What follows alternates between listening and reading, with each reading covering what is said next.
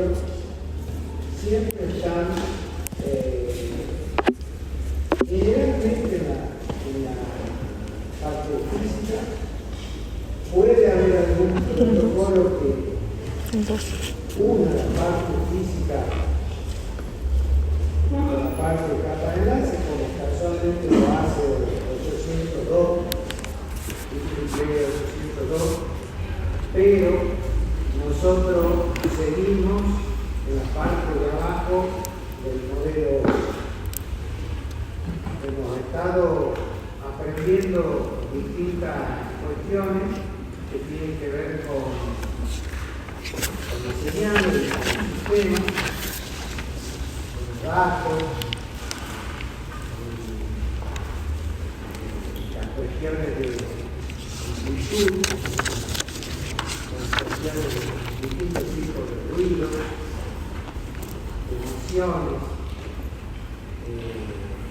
Todas ellas están asociadas principalmente a los medios de transmisión. Por supuesto que cuando nosotros hablamos de medios de transmisión inalámbricos, no guiados, bueno, no hay cables por medio, punto y punto, y podemos hablar de los medios de transmisión guiados, donde nos vamos a parar en tres tipos de medios guiados: coaxial, pasteurizado y fibra óptica, que gobiernan hoy en día el mundo. Y cuando hablamos de medios no guiados, nos vamos a parar en las transmisiones de microondas terrestres, satelitales y radiodifusión, que gobiernan el mundo, digamos, a granel, digamos, de forma pública, a grande distancia, con el infrarrojo para la muy pequeña distancia.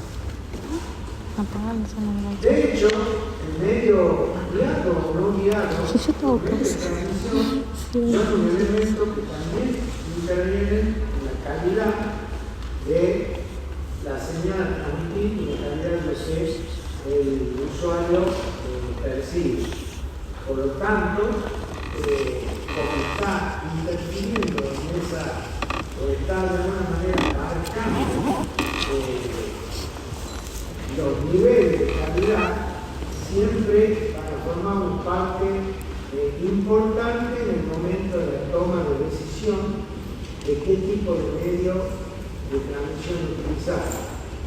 Habrá que ver costo, habrá que ver calidad de señal, habrá que ver ancho de banda, habrá que ver cantidad de equipos para interconectar. El objetivo de este módulo es que ustedes conozcan, digamos, los distintos tipos de medios guiados que hay y que sepan entender cuáles son los rangos de frecuencia con los que trabajan, los rangos de atenuación, los rangos de retardo, porque en base a eso ustedes van a tener que ir el día de mañana un medio de transmisión, o van a opinar sobre el mismo, o van a poder medir el comportamiento del mismo. También después que vean este módulo van a entender cuáles son los atributos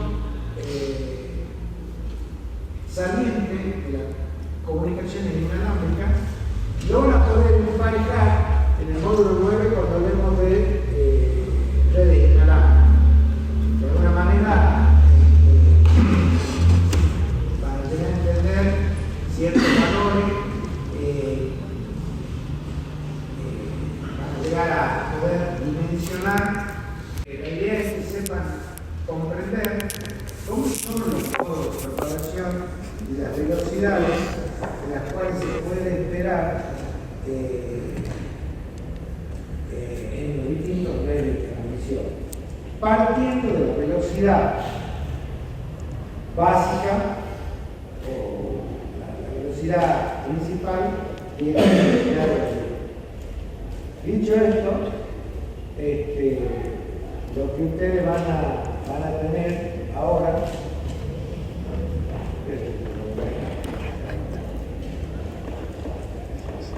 es entender que los factores que van a incidir en la distancia y la velocidad de la transmisión del dato son los siguientes. Atención, distancia y velocidad. Son el ancho de banda del medio de transmisión, por un lado, las deficiencias en la transmisión, por otro lado, atenuación, distorsión, ruido, las interferencias. Aparece un nuevo concepto acá, necesario e importante, que tiene que ver con el medio de transmisión. Ahí vemos la diafonía, la paradiafonía, los crosstalk, que son las curiosidades, y también el número de receptores, ¿sí? Sobre todo en las comunicaciones inalámbricas. El número de receptores varía en la distancia que se de transmisión. Vamos a comenzar por el primero de ellos, que es el ancho de banda. No todos los medios de transmisión soportan cualquier ancho de banda. Cuando se lee ahí, ¿se ve? ¿Sí? ¿Podemos parar el blog si se ve todo? Ustedes dirán, porque yo la verdad, el cuadrito donde veíamos la distinta frecuencia. Un segundo y un pito. Bueno, nosotros vamos a ver que el contenido par pensado puede jugar entre las frecuencias del kilo hasta el giga tranquilamente, perdón, está el cuarcil, par pensado de 0 hasta un poco más de los 100 megabits, digamos.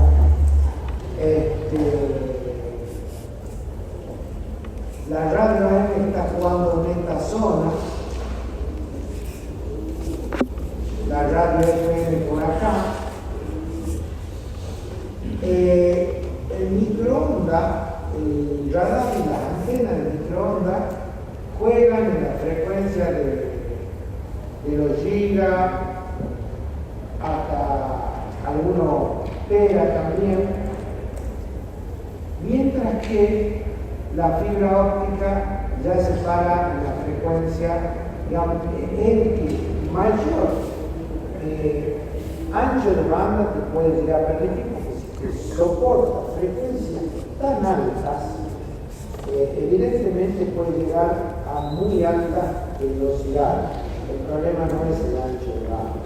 Entonces, nuestros medios de transmisión, guiados o no, tienen una cota hasta donde pueden ser usados. Si alguien me dice, profesor, ¿usted podría usar un par trenzado para transmitir a 100 gigabits por segundo de aquí hasta el blog 3 que está en el canal? La respuesta es absolutamente no. Y si me preguntan por qué, empiezo por decir el ancho de banda que se banca el cable de cobre, en este caso el par trenzado. Después le voy a hablar de la distancia. Cuando hablo de la distancia, les tendría que hablar de la gran atenuación que sufre la señal en esa velocidad, en esa frecuencia, y todo lo que ustedes han ido aprendiendo. Por lo tanto, es inviable desde el punto de vista técnico tirar un cable de cobre de aquí hasta simplemente desde aquí hasta el blog 3 que funcione a esa velocidad. Bien, dicho eso, vamos parte por parte analizando algunas cositas que valen la pena. Primero que nada, hablemos de cuestiones específicas de medios guiados a los que estábamos haciendo referencia. Primero que nada, el par trenzado. Bueno, el par trenzado, un tipo de par trenzado común, está trabajando en las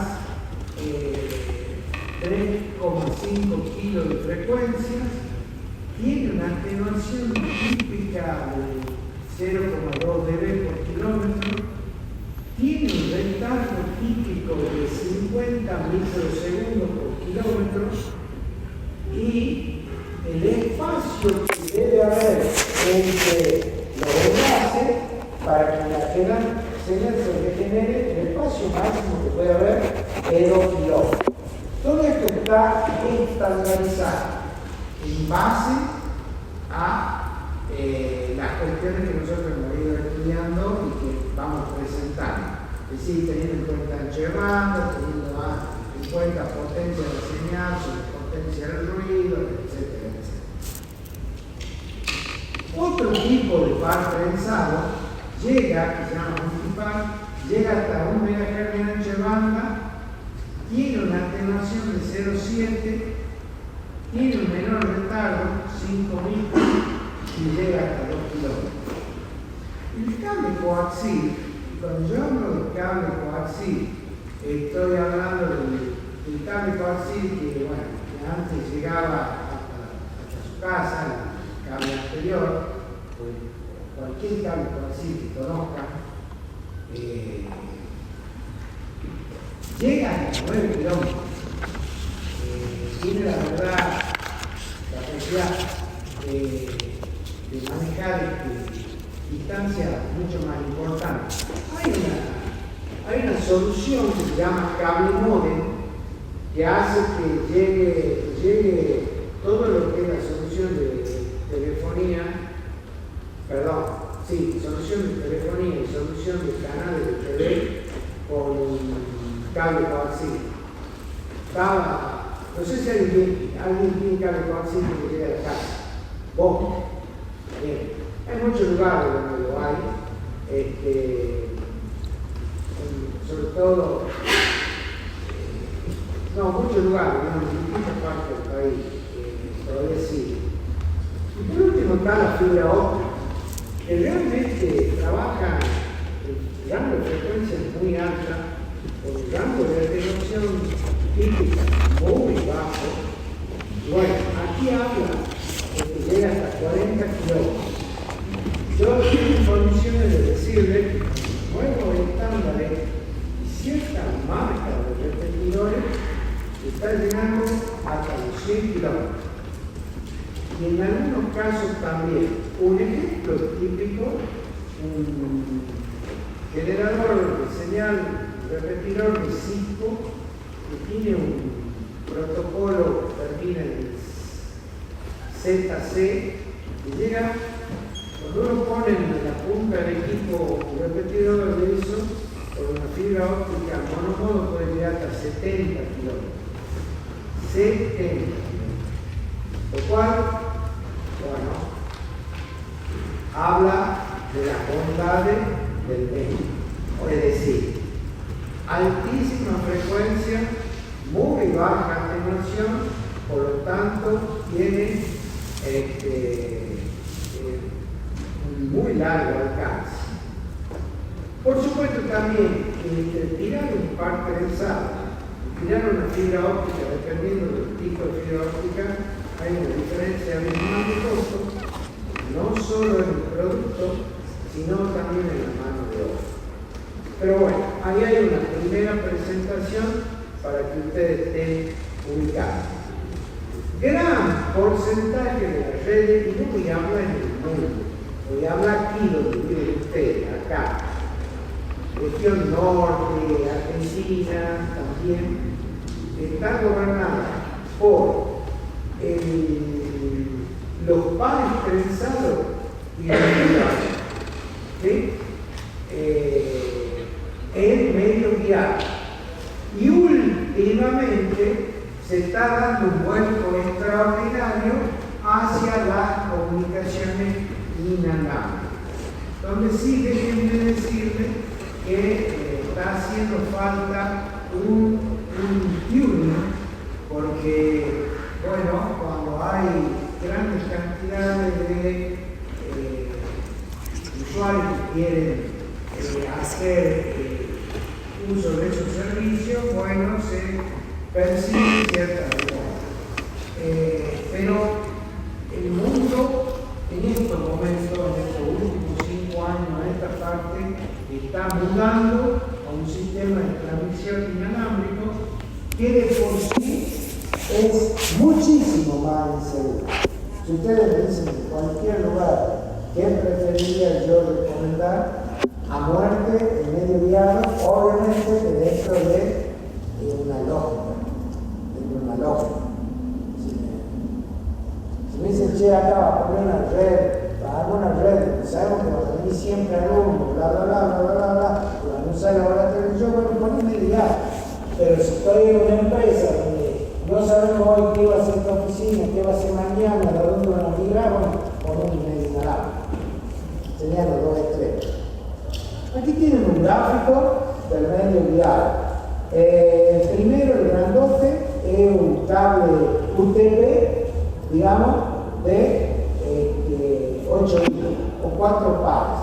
Tiene una característica muy clara, digamos, los pares están trenzados, ya vamos a ver por qué, con colores.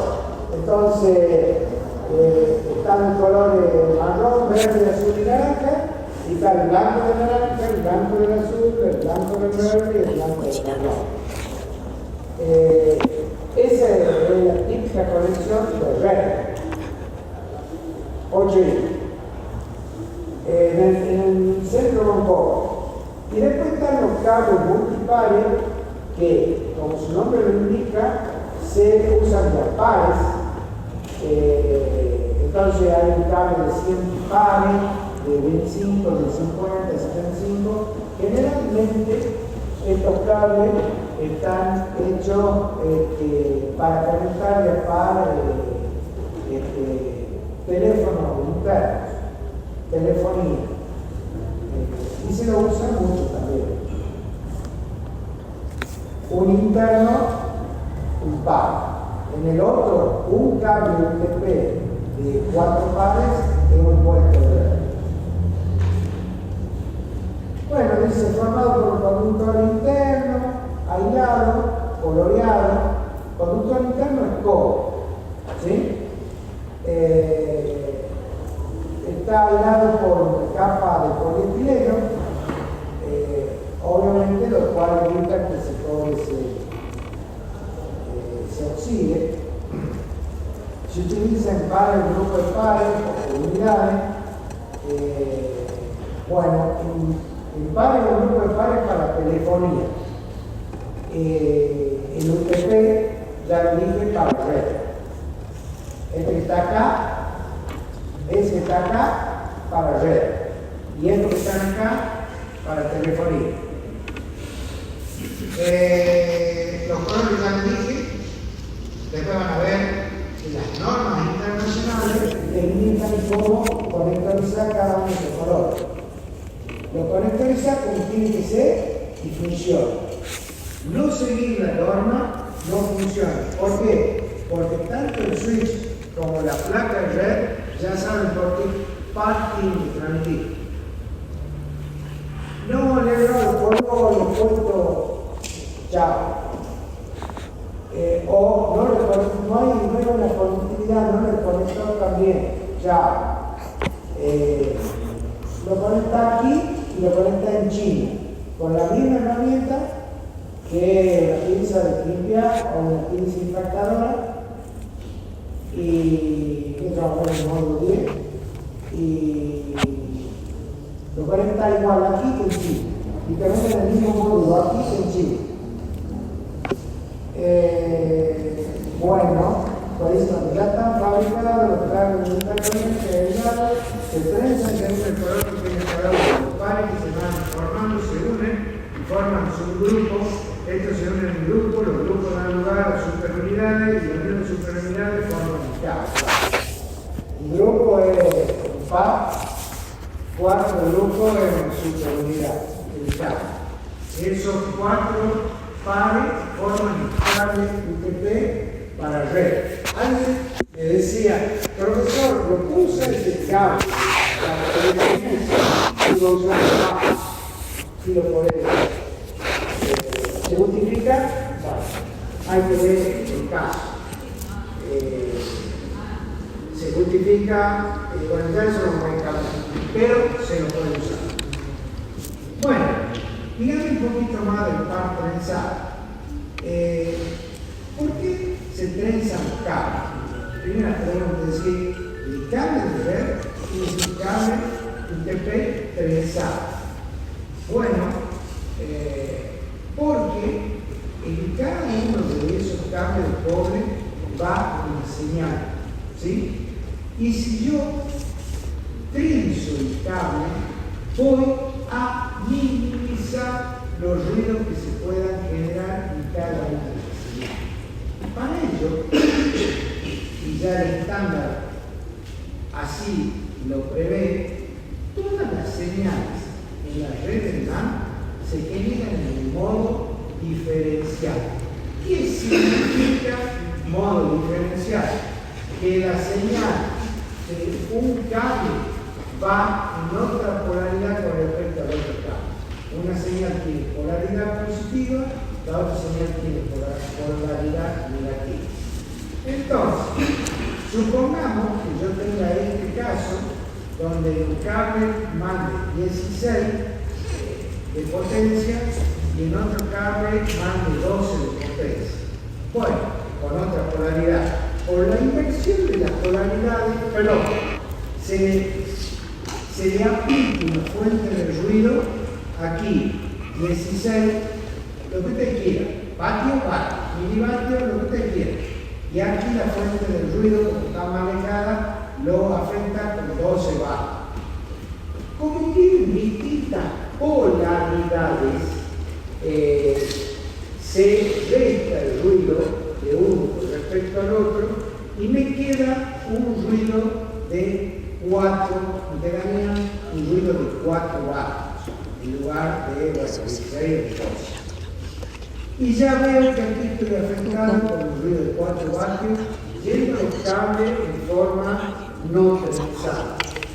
Cuando yo lo trenzo el cable, lo que voy haciendo es jugar con esas polaridades y esas polaridades me van anulando el ruido que yo le pueda afectar a esos dos cables centrales. Es como tener que decir, por un lado le ingresa un ruido de 3 vatios, por otro lado le saco los 3 vatios. ¿Por qué? Porque arriba va con una polaridad, abajo va con otra polaridad, se invierten las polaridades.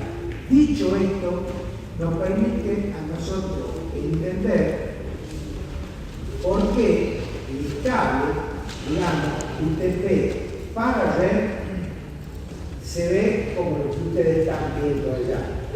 Y a la larga de que vayamos cursando esta materia, nos vamos a dar cuenta que para mejorar aún el problema del ruido, ese trenzado cada vez se hace cada una unidad de medida más pequeña. ¿Sí? Es decir, a medida que el cable tiene mayor categoría, tiene mayor prestaciones, ese trenzado es hecho cada menor cantidad de centímetros. Es decir, cada vez está más trenzado. ¿Con qué sentido? Con este único sentido que es anular, no la anula de todo, pero anular lo más que se pueda el ruido que se puede estar provocando una fuente. Acá en el LAN lo anula totalmente para dar un ejemplo. En algunos casos no es así. Una variante del cable UTP es el cable S. La S, a ver, la T es de la U de Anschiller, o sea, desnudo, o par trenzado desnudo. El Schiller es el par trenzado cubierto. Se le pone una funda de metal al medio cada 2 palos. Son más caros y esa funda de metal lo hace al cable, bueno, más inmune al ruido. Con lo cual, ese cable puede llegar a ser usado en lugares, en galpones industriales, en lugares donde hay máquinas eléctricas, lugares expuestos a descargas, etc. Es más caro porque va aislado cada palo plantado. Ahora, hay una intermedia que se llama Holder Repair, que lo que hace es aislar, pero aísla los 4 palos o 8 cablecitos con una sola malla metálica. Por supuesto que cada uno de estos cables son fabricados según el estándar y tienen atenuación, pérdida de inserción, ruido de crossfire, todos los tipos de interferencias que ustedes, todos tipos de ruido, los problemas que se puedan dar en el cableado, responden a valores estándares internacionales. ¿Por qué? Porque son fabricados de acuerdo a esos estándares. Yo sé que si un cable, compro aquí un cable UTP, va a tener una atenuación X en decibelios. Si compro el mismo cable UTP en la China, va a tener exactamente la misma atenuación. ¿Por qué? Porque son fabricados de acuerdo a un estándar. Y ustedes van a aprender, cuando veamos el módulo 10, que las redes estas se certifican. ¿Alguien escuchó hablar de certificado de red? ¿Certificado de red? ¿Nadie? Bueno, todas las redes, los organismos públicos que tienen buenas redes, digamos, son certificadas. ¿Qué quiere decir? Que voy a ir con un equipito, han medido todos los valores que se enseñan acá y cumple con esos valores. ¿Eso qué significa? Que te asegura que va a haber conectividad. Que te asegura que va a haber conectividad. Que no te puede decir el problema es la red. Si a vos no te andan el notebook, el problema es otro, el red. Bueno, esta gente que hace estos cables, el mundo que hace estos cables va y le pide a la ANSI TIA 568, C2 de 2009 también, C3 ahora, pero va a ANSI, es un organismo, digamos, de estandarización que define cómo son los cables. Bueno, todos los fabricantes del mundo van y se les piden a este tipo de organizaciones de estándares, y esos estándares dicen hoy en día que los cables UTP pueden venir en categoría 5E, 6, 5E en la clase D, categoría 6, categoría 6A, categoría 7, categoría 7A, donde ya la carga ya es categoría 8, categoría 8A. Estos cables tienen un ancho de banda que van de 100 MHz a los 1000 MHz. Obviamente, un cable categoría 7A, bueno, es un cable mucho más desarrollado tecnológicamente que la categoría 5E. Hoy en día, nuestra porción si nosotros salimos al mundo real, aquí en Tucumán está cableado un 70% con clase 5E y un 30% con clase 6 o 6A. Todas las redes nuevas se hacen con 6 o 6A. Y se van juntando, obviamente. Morirá 5E en el uso, no como estándar, pero pero hoy en día hablamos 60, 70 de E y 30, 40 de sellos seriales. El tipo de cable puede ser UTP en todos los casos, o FTP, y acá están los valores de los cuales yo le decía que lo voy a explicar en minutos. La pérdida de inserción, la pérdida de NEX y el ACE. Todo esto está estandarizado. Yo sé que si pongo un cable categoría 5E, voy a tener una pérdida de 24 dB por kilómetro. Y si pongo un cable categoría 7, voy a poder tener una pérdida de 20,8. Punto y aparte. Obviamente tengo pérdida. Che, lo he comprado en Colombia. Si el cable original, lo pongo. ¿Qué me puede explicar qué es la pérdida de llave explicar? ¿Qué es la pérdida de NEX? Ya lo explicar. Bien. Los precios, los cables tienen distintos precios, sí. Obviamente, el 7A es mucho más caro que el 5E. Sí. El 7A es cierto,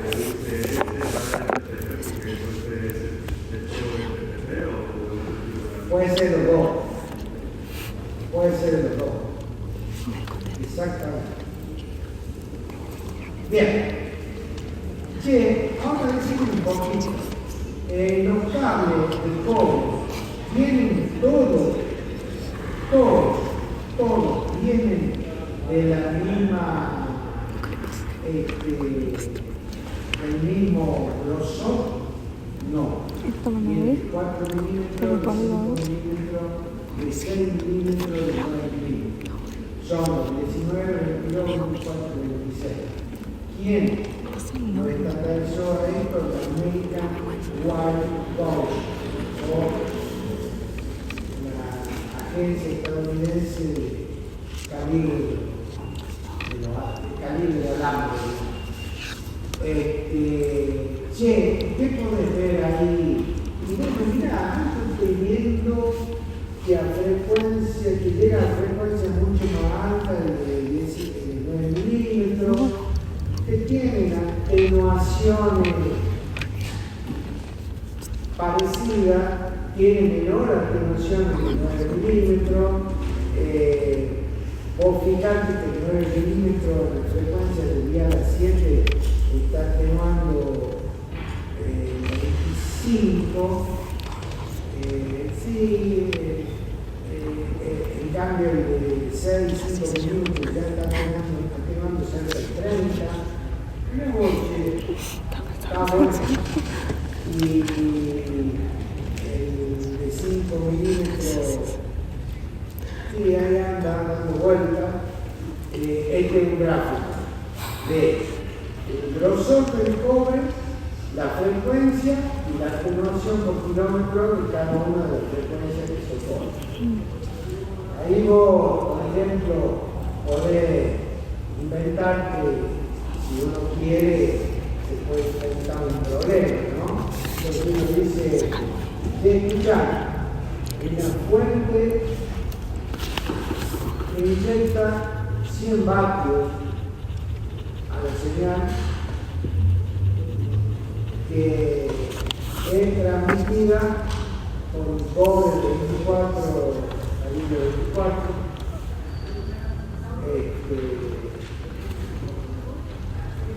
o sea, el de 0,5 milímetros, y esa señal tiene un ancho de banda de 300 kilos. Bien. Bueno, ¿por qué no me decís cuál es la distancia máxima que podríamos ir a este cable? De acuerdo al gráfico E. Bueno, entonces vamos a decir que le da 100 vatios, ¿no es cierto? Y que la otra punta, eso me había olvidado decirle, recibe un vatio y anda bien. Bueno, un cable de cobre de 5 milímetros con una señal de 300 kilos. ¿Cuál es la máxima distancia que podría llegar para que el receptor comprenda? Te repito, si vos inyectas 100 en la punta, en la otra punta recibe un vatio, bueno, la verdad que el proyector, el receptor recibe un vatio. ¿Está? ¿Listo? ¿Qué hay? Bueno, lo que tendríamos que hacer es sacar la atenuación que se baja del receptor. 100. Potencia de entrada, potencia de salida, 1, logaritmo, base 10 de 100 es 2, por 10 tenemos una atenuación de 20 decibelios. Por lo tanto, yo tengo una atenuación de 20 decibelios, que es lo que se va. Bien, y este cable a los 300 MHz, ¿cómo está trabajando los 300 MHz? El de 5 milímetros. Bueno, ya, ustedes ven, ¿no es cierto? Esto será 309, esto antes va a ser 300 kilos. Bueno, en kilos estamos por acá, ¿no es cierto? Este sería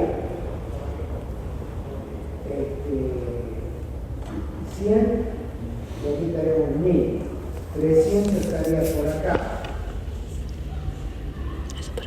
y 300 el cable de 4 milímetros estaría por acá, ahí. Estaríamos hablando, si quieren, 13, 15 dB.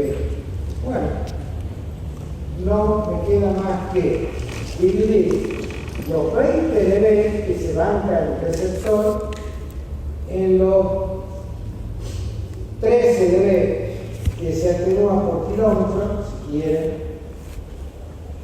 Acá estamos haciendo algo a grosso modo, si hay problemas parciales, lo voy a pensar. Por lo tanto, si yo divido 20 dB que se banca el receptor por la punta en los 13 dB que esa frecuencia con ese cable atenúa por kilómetro, quiere decir que lo puedo aproximadamente extender hasta un kilómetro.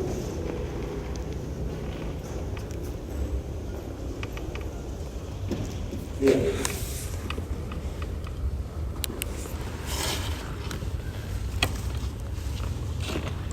Siempre ya han dicho algunos problemitas con potencia, con relación al ruido, ya han visto que algunos poniendo amplificadores no solucionan nada, amplifican el ruido, digamos, afuera de los ejercicios. Ya han visto que hay que poner repetidores para lograr determinada señal de ruido. Bueno, ahí está lo mismo. Esto es lo mismo, digamos, donde agregamos un condimento más, la distancia, el tipo de cable. Bien. Ahora, dada esta gráfica y dado los datos que están ahí, bueno, eso es inexcusable, digamos, es decir, me han pasado 100.000 veces, pero millones de veces. El cable perfecto, el los 100 megas en 5E, normal, como máximo 100 megas. Eso dice el cable. O va a un lugar y tiene un puerto a 110 metros. ¿Cuál es la pregunta típica? ¿Qué creen ustedes? La pregunta típica del cliente es ponerlo el 5E, no, si son 10 metros, son 8 metros. ¿Cuál es mi respuesta? Siempre, pero como tiene, creo que ser, mira, yo te pongo y probamos ya. Pero si vos tenés algún, mañana ponés algún equipo que necesite datos muy sensibles, o se pone, por decir, que el salero tiene alguna que otra calle de paquete, yo estoy claro, era transmisión. Y ha pasado eso con el genio. ¿Qué es genio? ¿Hay información que tiene acá? Bueno, ¿qué es el canchón? ¿Qué es el canchón? El lugar donde tiene la cancha. ¿Qué se hace el lugar donde tiene la cancha? bajo plazo. Yo ya he trabajado en casi todos los tipos de industria de Tucumán, así que me encuentro real. Entonces, ahí había puesto de ver que estaba poniendo una balanza electrónica. Y no lo vemos. Y yo tenía mi duda. Los mismos por decisión del dueño eran 115 metros. ¿Qué ha pasado lo que dice la ley de mar? El día para allá. ¿Cuándo creen que está allá? Cuando está el sábado, el domingo, y viene algo como el año de hoy, no hay que ver. Igual. Bueno, también tengo ejemplos de lugares donde no falló nunca. Los estándares, en general, hay que cumplirlos. Si uno los cumple, la garantía es 100%. En mi experiencia, debo haber instalado, sinceramente les digo, en 20 años, o sea, dirigido un trabajo de grado de programa de un puesto de todo tipo de vida. La verdad, el nivel de fallo de muchos tipos de instalación, si vos la haces bien, es muy cercano al 100. Y después tomar una red cambiada tiene una duración mínima de 20 o 25 años. Así como lo he dicho. Bueno, para eso, capítulo. Bueno, no quiero más tiempo. Dos tipos de ruido. Uno es como ejemplo, ¿no? Ya lo vemos en detalle. El crosta, lo ve ahora, aquí tenemos pérdida que da el ruido, crosta, que es un logaritmo de la potencia de la señal, la potencia del crosta, ya vamos a ver este detalle. Este no, este lo vemos acá, la pérdida de inserción. La pérdida de inserción es algo lógico, digamos. Todo lo que yo con esto dice, bueno, me va a generar una mínima pérdida, porque no es un cable de cobre continuo. Hay un punto de contacto y ahí hay una pérdida. Por eso, siempre me preguntan, sí, pero es el mismo parche un cable que... No, no es lo mismo. Después parchas, pero no es lo mismo. Entonces, bueno, hay un montón de técnicas para que esa pérdida de inserción, digamos, sea mínima. ¿Cómo lo tenés que pegar el cartucho o en el módulo 10? Está lleno de chambón. ¿No le pasaba a ustedes cuando antes estaba el cable paciente así, no al poner esto estaba lleno de visitas en el tele, que era que daba la malla, la malla de cable paciente? ¿Le pasa o no? ¿Le pasa o no por cable paciente? Bueno, esto es lo mismo. Nada más que le llega a otro nivel. La pérdida de inserción es el logaritmo de la pérdida, perdón, de la potencia de la transmisión sobre la potencia de la recepción. ¿Sí? Entonces, vos lo que haces es medir cuánto le inyecta y cuánto tiene, digamos, la punta de donde después queda insertada. Potencia de transmisión, potencia de recepción. En este caso, puntualmente, en la pérdida de inserción, ¿qué creen que es mejor, un valor alto o un valor bajo?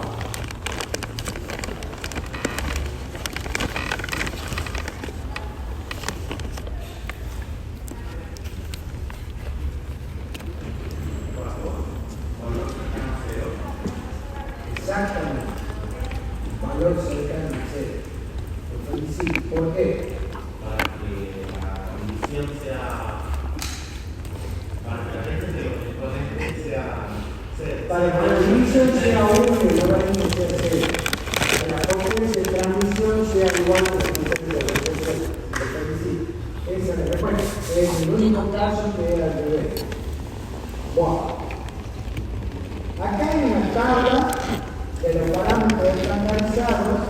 de otros elementos que interfieren con la transmisión de señal, atenuación, NEX, PSNEX, ENFLEX, PSNFLEX, ACL, todo estandarizado y categorizado por cada uno de los tipos de cable, en este caso UTP. Bueno, cuando se certifica un red, se certifica que estos valores existen. Y obviamente se certifica que el cable sea original. Con lo cual, de todo esto, voy a pasar a explicar lo más importante. Una de las medidas que más importan en las redes cableadas con cobre es la medida de la paradiafonía o diafonía, en este caso cerca del extremo, ¿sí? Donde se genera la señal. Esta es una medida por la cual yo veo cuánta perturbación genera esta señal que va por estos pares a estas señales que van por estos pares. Entonces, el cable de 4 pares, agarro 2 pares, en uno de ellos inyecto una señal perturbadora y veo cuánto esa señal afecta al par que estoy midiendo en la cercanía de donde inyecté la potencia de la señal, siendo que esta diafonía se da por la cercanía de los cables. ¿Sí? Entonces, obviamente que la medida que más lo afecte, peor es.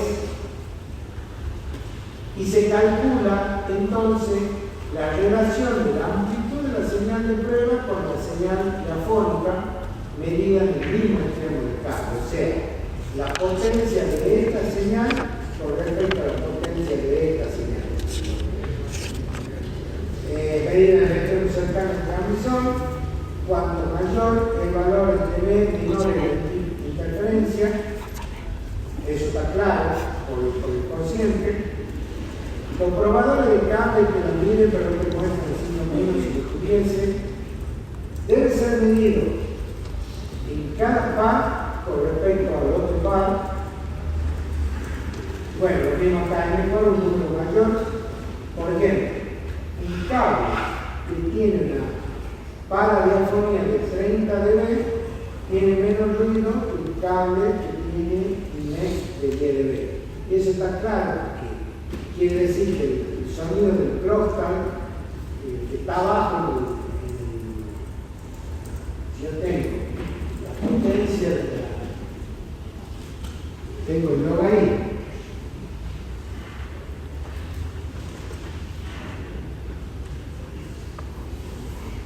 de la potencia de la transmisión sobre la potencia del crosstalk. Bueno, si la potencia de transmisión es grande y la potencia del crosstalk es chiquitita, esto me va a dar un número muy grande. Y el logaritmo de un número muy grande es un número grande multiplicado por 10 grande. En cambio, si la potencia de la transmisión es grande y la potencia del crosstalk es casi grande, este concepto va a ser un número mucho más chico. Y el logaritmo de 10 va a ser 1, por 10 va a ser 10 dB. En cambio, el logaritmo de, no sé, un millón, ¿cierto? De 6 por 10, 60 dB. Entonces vamos a estar hablando de 60 dB contra 10 dB. Obviamente que cuanto más chico el número, es mejor el NEX. Y obviamente el dB más grande. No entiendo bien qué quiere decir de la potencia del crosstalk. La potencia del crosstalk es cuando vos le inyectas a una señal, perdón, le inyectas un par de cable de energía y esa energía de alguna manera es transmitida a los cables cercanos por su cercanía. Eso es el crosstalk. ruido por interpolación del micrófono. Eso es un ruido provocado por una señal, por la cercanía del cable.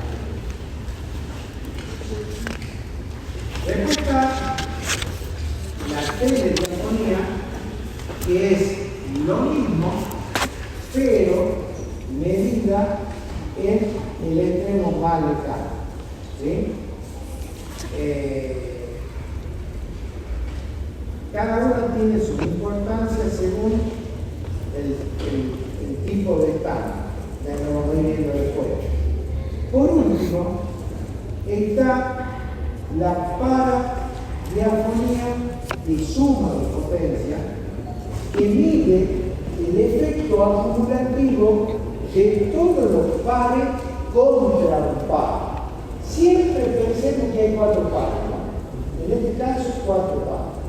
Entonces, lo que se hace es inyectar potencia perturbadora en 3 pares y se lo mide al ruido, que se llama PSNX, se lo mide en el extremo más cercano. ¿Sí? Las certificaciones exigen esta prueba, esta es la más exigida, y si un cable no cumple con el PSNX que dice el estándar, no pasa la certificación del juego. ¿Sí? Mide el efecto acumulativo. Todas las redes Gigahertz que es lo que tenemos en casa, en la organización de cables, deberían estar certificadas con él. De hecho, te aclaro una cosa: cuando se certifica un puesto de red, se certifica todo. No es que yo lo llamo a uno y digo, che, certificame, porque él me ha dicho Ortega que es el más importante que tiene. No, se certifica todos estos valores. Mire el efecto acumulativo, impara el cable con otro tren, la actualidad, existe esta prueba, estándares de 10 base T, 100 base T, 1000 base T, son todos estándares que exigen este tipo de prueba para certificar los cables, no solo los cables UTP, sino las instalaciones. Le aclaro también que el fabricante, antes de sacar los cables, el cable también les mide estos valores. Son controles de calidad que hacen cada cable. Y ahí está la diferencia entre el cable. ¿Alguien alguna vez ha escuchado el precio del cable UTP? ¿Alguno de ustedes? ¿Saben la marca del cable UTP? ¿Alguien escuchó Furukawa alguna vez? AMP. Bueno, son todas marcas de cable que aparecen.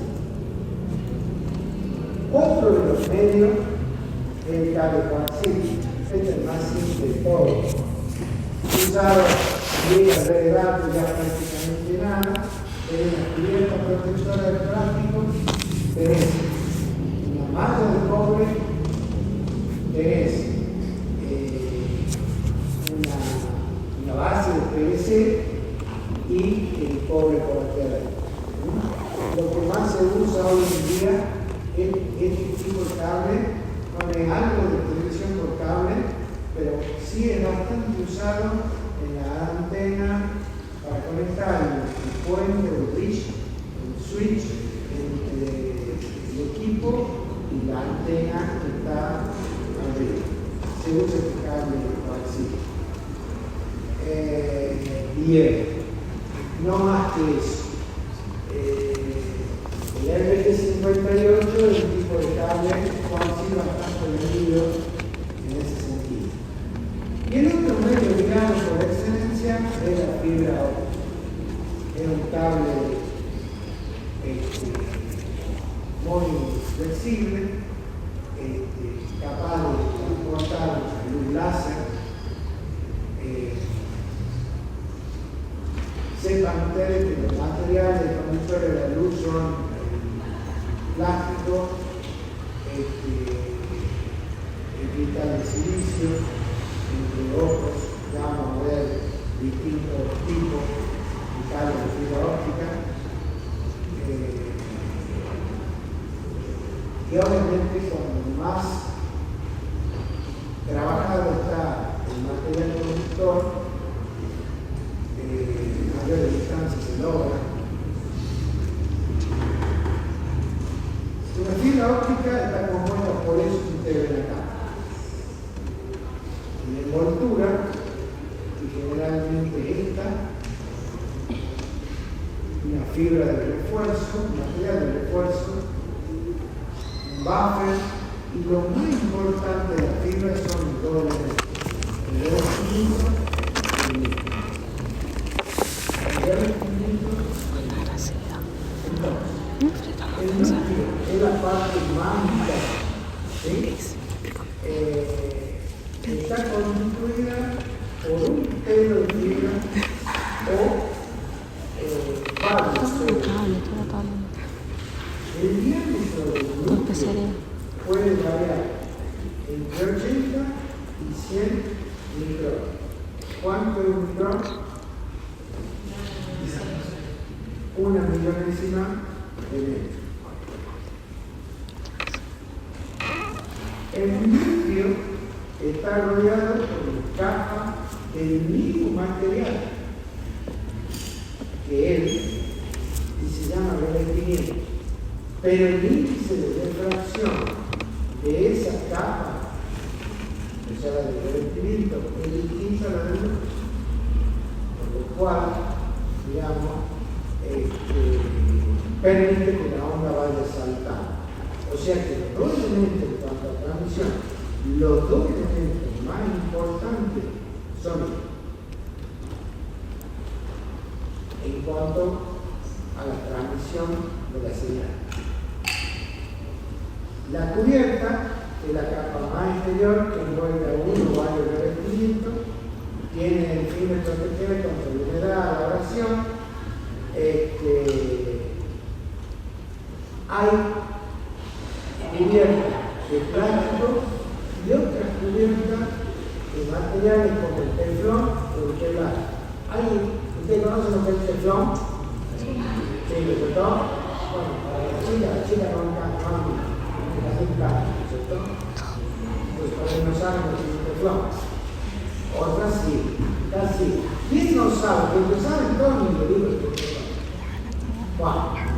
Que el Kevlar es un tipo de tela que es resistente, muy resistente. Es resistente a puede leer, limpiarlo, la despanturada, es una tela que es resistente a balas, resistente a los cuchillos, es una tela que envuelve el cable. El cable no puede. Y también con otro elemento, no me voy a explayar más que esto, porque después hay un capítulo bien, pero hay fibra óptica antirroedores. ¿Alguien ha sentido eso alguna vez? Ustedes lo han sentido, ¿cierto? Bien. Acá hay fibra óptica antirroedores puesta en alguna parte, pero va subterránea, tiene una malla de acero. Una de las cosas más dañinas que puede haber, digamos, para todo y para las comunicaciones, para la visualización, son los roedores. Me ha tocado ir a empresas, ¿usted sabe lo que es? Que tenga un kilómetro de fibra y que a los 700 metros se te haya metido el roedor y te coma la fibra? Aparte, digamos, si hay un banco de vista tremendo, no va a creer que el principal a la carita me ha pasado de empresa y me llama, no anda. Y bueno, va a la pedir, porque hay equipo para pedir, está cortada la fibra, y uno pasa. Va a la empresa saca la fibra y comida por el proveedor.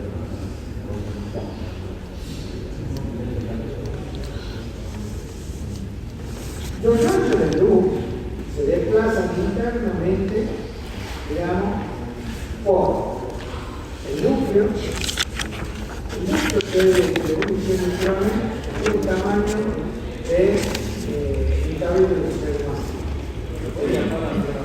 ¿Ah? Sí, pero tiene pérdida, no es lo mismo que si se puede llamar. En algún caso no es recomendable. Entonces desplazan internamente de acuerdo al principio de reflexión, Mira esto. que tiene un índice de reflexión distinto, que los materiales internos. Y la luz que va por la fibra óptica puede ser emitida por una fuente común, por una luz LED, o puede ser emitida desde un generador de luz. Dicho esto, en la pregunta, che, ¿qué tipo de fibra hay? Tenemos la multimodo y la monomodo. La multimodo, como el nombre lo indica, transmite varios o diversos modos de luz. Trabaja con longitudes de onda entre los 850 y 1300 nanómetros. La fibra es muy importante, la longitud de onda es una característica muy importante. Puede usar un único índice de refracción o puede usar distintos índices de refracción. La monomodo transmite un único modo de luz y trabaja con la longitud de onda de 1300 y 1550.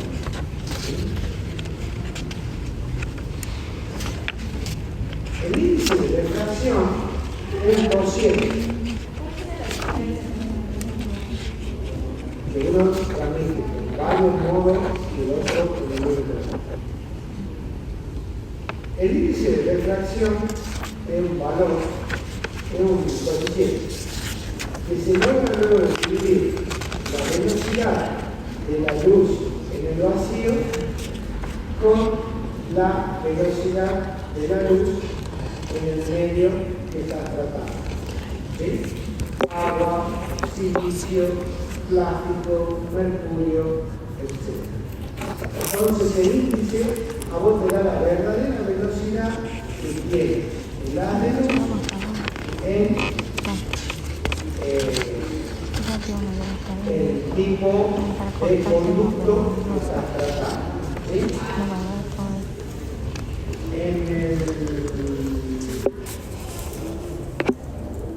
En distintos tipos de plástico, digamos, el índice de refracción es 1,42. Con lo cual, digamos, si a mí me dicen cuál es la verdadera velocidad de la señal en un conducto de plástico, yo solo tengo que hacer 300.000 kilómetros sobre segundo dividido en 1,44, que es el índice de refracción del plástico. Y díganme eso, por favor, que te lo da 200 kilómetros. 308.000 dividido en 1,44.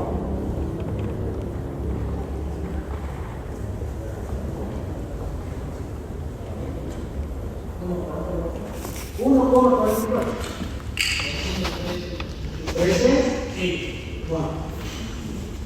213.000 kilómetros sobre segundo es aproximadamente la velocidad de la luz en uno de los tipos de ciudades. Índice de refracción. Es un coeficiente que te permite calcular perfectamente cuál es la velocidad que va a tener tu señal en un determinado material.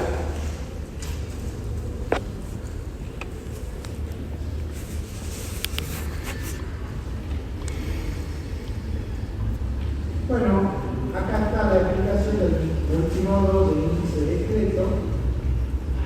Usa una luz común, una de rango que está dentro de un rango de frecuencia, se desplazan por la fibra, tienen los rayos diferentes de longitud de onda, diferentes tipos de propagación.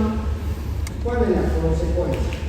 Bueno, la consecuencia es que limita la velocidad de transmisión de datos, por lo tanto, este tipo de fibra, que es una fibra más barata, es utilizada en las redes blandas. no llega a muy altísimas velocidades, pero sí llega, o sea, 40 gigabits por segundo no puede hacer con multilogo, pero sí puede hacer 1 gigabit por segundo, sí puede hacer 2,5, vamos a ver los valores.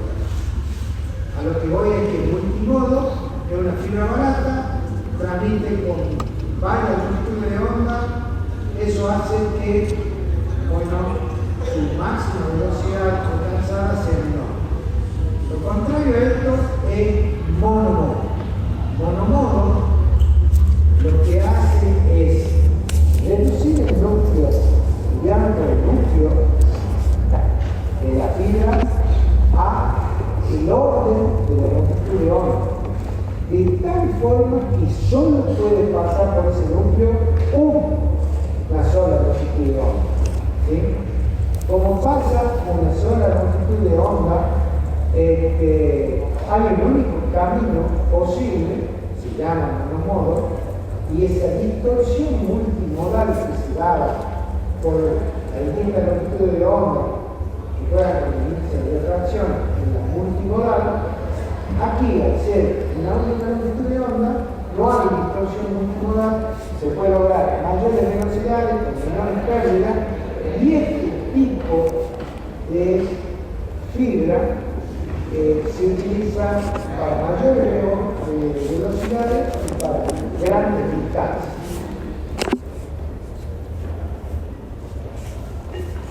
Entonces, la propagación multimodo de índice gradual es la que está en el medio de las dos, y aquí ve la multimodo, que es el índice discreto, y la monomodo es que de una única longitud de onda. Estas dos son las más usadas.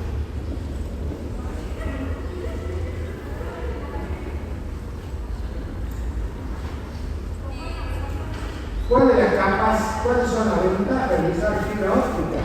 Bueno, podés llegar a es más que eso, 100 gigabits. Podés llegar a 200 gigabits y 400 gigabits. Distancia, bueno, podés llegar hasta los 100 kilómetros, hay que fijarse en el estándar, en las normas, eso es el módulo 10, pero podés llegar a la más alta velocidad que existe en el mundo hoy, a la mayor distancia que existe en el mundo hoy. Es muy confiable. Por ejemplo, la fibra no sufre con el ruido electromagnético. La fibra es muy ruido. También es muy delicada. A vos, digamos, se corta la fibra y porque no es así nomás como volverla a unir. La seguridad es muy alta. Vos con la fibra óptica no podés tocarla, no podés pincharla, en cambio de PPC, no podés pincharla para hacer escucha, no podés meter analizador de paquetes de medio, porque, bueno, directamente, digamos, si vos la afectás a fibra mínimamente, se produce una distorsión tal que el receptor no recibe más. Bueno, el tamaño de la fibra es pequeño, es ligero, eso es verdad. Pero sí también es verdad que conectorizar fibra es mucho más caro que conectorizar IPP. Acá tiene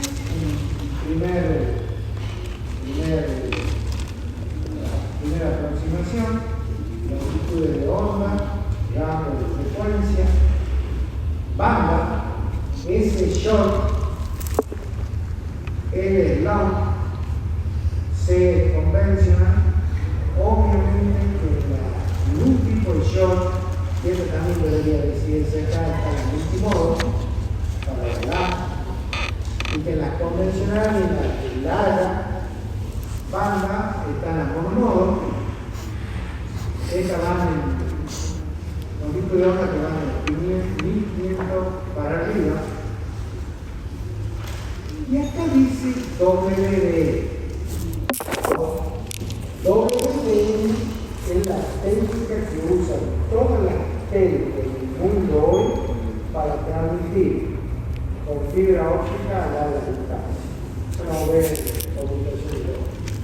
Significa wave, division, wave, division, wave. O sea, multiplicación o división de onda. Todo el mundo hoy, en grandes distancias, con fibra óptica, usa la fibra óptica monomodo y la forma de transmitir lo hace con WDM. Profe, ¿por qué en la multimodo que se usa para cenar no aparece nada en la base? ¿Cómo? En la primera, el tipo de fibra. Sí, ponele ese también. Otra versión de shock. Lo que pasa es que esas longitudes son menos que shock, pero no encontré el nombre, digamos. Mini shock, creo. Muy fácil.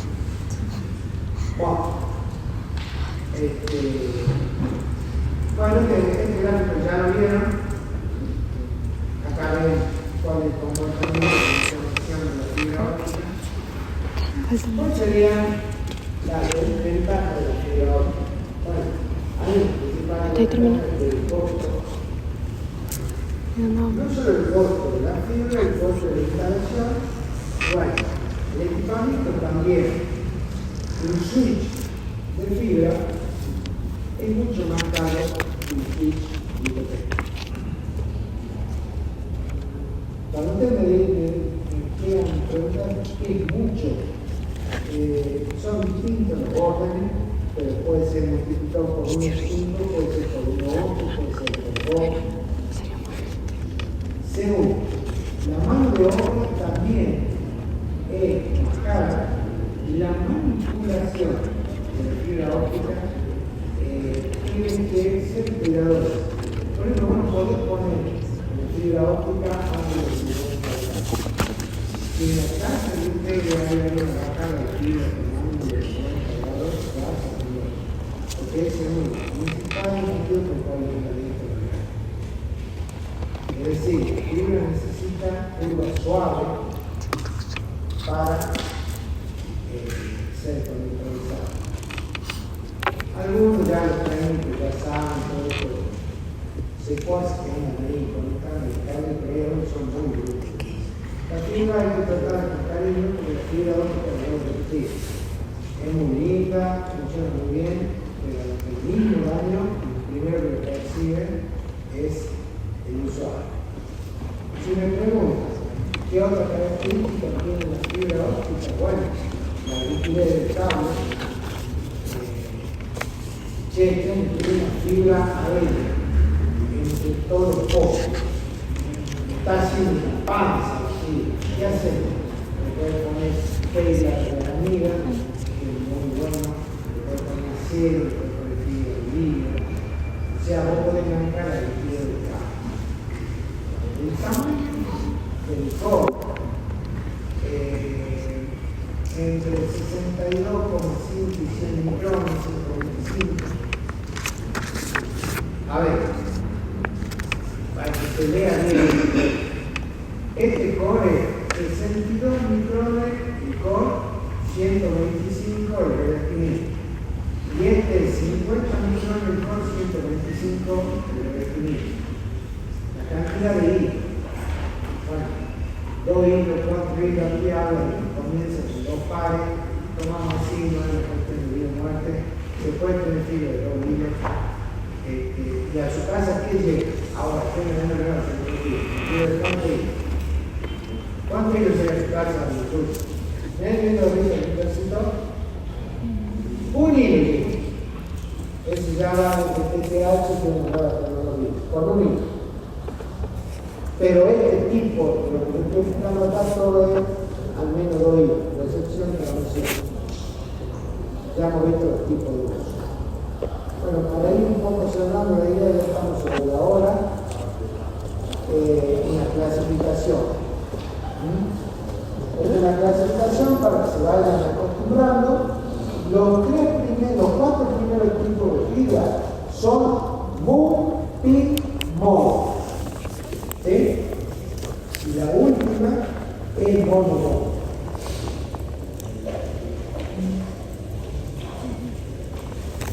Cada una de ellas tiene diámetro del núcleo, diámetro del revestimiento, diámetro del núcleo, diámetro del revestimiento, diámetro del núcleo, diámetro del revestimiento, diámetro del núcleo, diámetro del revestimiento. Esta no lo tiene. Y cada una de ellas llega con una longitud de onda. Cada una de ellas tiene una distancia máxima. Observen acá que para llegar a 10 kilómetros con 10 GHz necesito la fibra OS2. La fibra OS2 sin limón es más cara que la OM1 último, muchísimo más cara,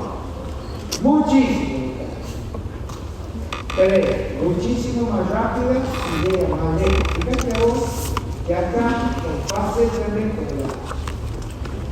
con la última 9.4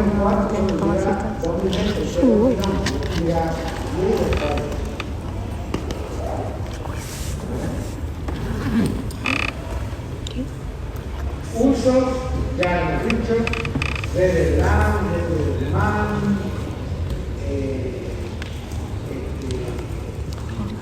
el core de todo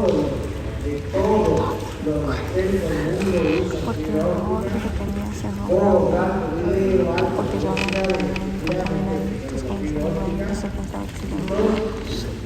y el mundo hoy en día está en el desafío de salir del cobre, que es lo que lleva cada una de las casas, e ir a la fibra óptica cada una de las casas, para lograr un mayor ancho bajo.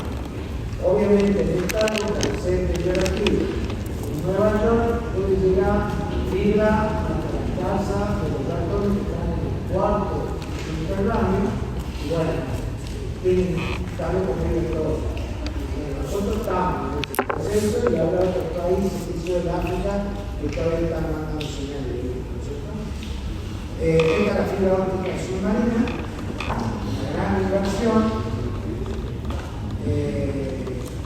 lleva cientos de pelos en el medio. Observen que aquí lleva son de acero, son como canitos de acero para protegerla. Esto hay que proteger el tiburón, ¿no? Acá les mostraré un mapa, a ver si no se ve esta idea. Es un mapa que se usa mucho. Acá está la salida de Argentina, salimos de la colina. Que sea curioso como las colinas de óptica de todas las fotos que están teniendo. Aquí salimos acá a Playa Gambia, el Río Janeiro, a Fortaleza, Maqueira, a Boca Ratón, que es Miami, Nueva York, y de acá, desde abajo de Nueva Jersey, creo que también se sale a otro lugar. Ejemplo, esto lo bajé hoy, así que está actualizado. Fibra óptica submarina, ahora, más o menos. Ahí está el mundo, ¿se ve? Sí. Bueno, observen la cantidad de fibra óptica que hay tirada entre Europa y Estados Unidos y la cantidad de fibra óptica que hay entre Asia, China, Tailandia, viene por acá arriba. ¿Amigo? Aquí sí. ¿Qué es eso?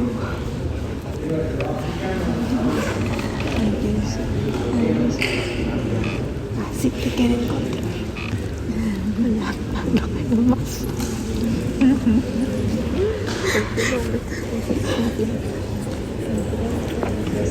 No me toca el otro. Ese es el otro, te juro. Yo te di todo. Y no toca el otro.